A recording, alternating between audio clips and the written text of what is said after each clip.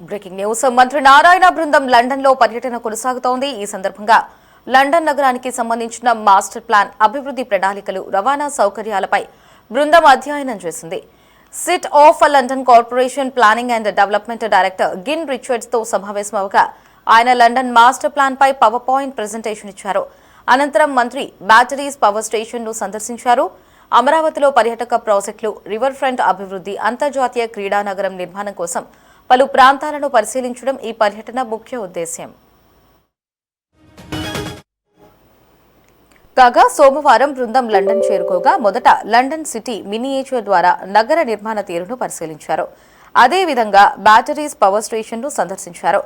ఇక దేశ బలంతో పాటు విద్యుత్ ఉత్పత్తి చేసే మూతపడిన పవర్ స్టేషన్ ను ప్రపంచ ప్రసిద్ధి పర్యాటక కేంద్రంగా ఎలా అభివృద్ధి చేశారని అధికారులను అడిగి తెలుసుకున్నారు.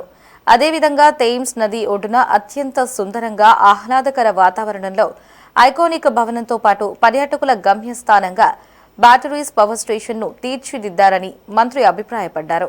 అమరావతిలో సైతం పర్యాటక ప్రాజెక్టులు పెద్ద ఎత్తున అభివృద్ధి చేయాలని ప్రభుత్వం భావిస్తున్నందున థేమ్స్ నది రివర్ ఫ్రంట్ ను పరిగణనలోకి తీసుకునే అవకాశాలపై సంబంధిత వర్గాలతో చర్చించారు.